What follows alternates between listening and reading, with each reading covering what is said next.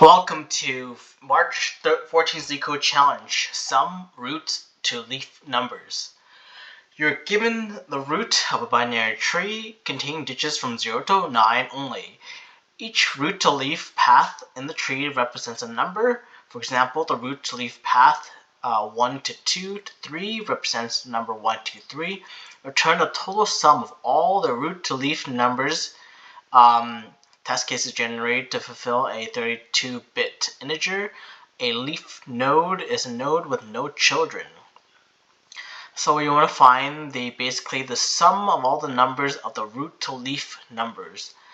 So if we do to root to leaf, so it'd be 1 and 2, so that would be 12, and 1 and 3, that would be 13. 12 plus 13 equals 25, so therefore the output is 25. So let's look at this one, example number 2. So we have the following values for root to leaf paths. So the first one we have is 495 being 495. Next one is 491 being 491. And then we have 40 being 40, sum 40, 491, 495, and that equals to 1026. Alright, so that's pretty much the gist of it. The number of the nodes in the tree is ranges between 1 to 1,000. And the value of nodes is basically 0 to 9. And the depth of the tree will not exceed 10. Alright. So this is a binary tree type of question. So we have breadth first search and depth first search. I am going to define a depth first search approach by using the following. Say if we're to define a value called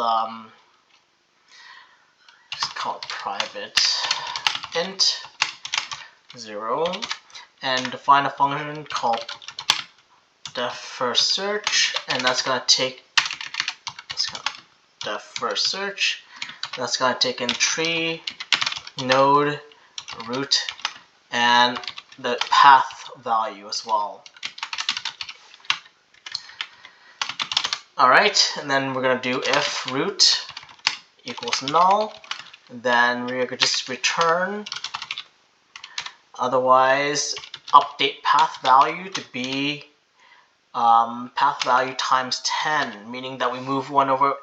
So basically, I'm just going to write that out first before I begin speaking.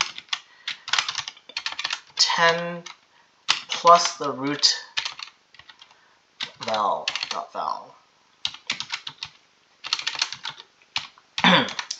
So this means that basically every time we traverse through a root path, if it's not null, obviously if it's null, return, right? We don't need to do anything.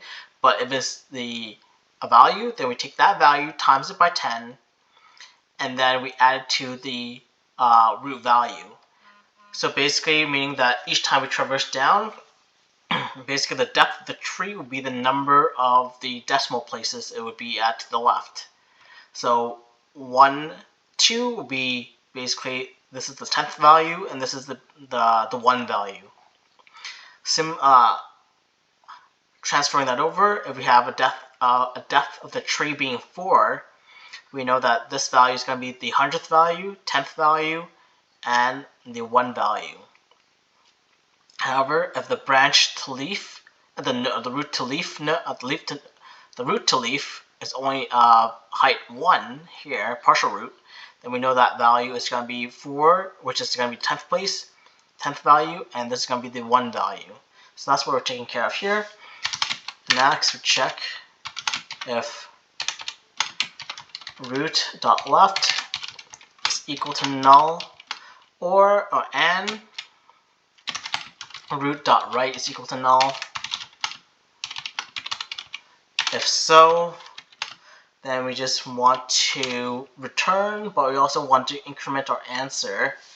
And I realize I'll have that initialized. So we're going to initialize our answer to be the increment of basically adding our path value and then return.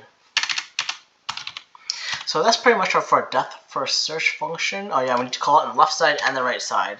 So dsf root.left, passing in path value, and then call dsf.passing root.right path value. So this is using recursion. And then for this, we just call basically depth first search of our root and the initial value being 0. And then we want to return our answer. So depth first search using recursion to search through all the roots and nodes of the tree. And it seems to be working. Alright, there you go. Accept it. So the time complexity would be big O of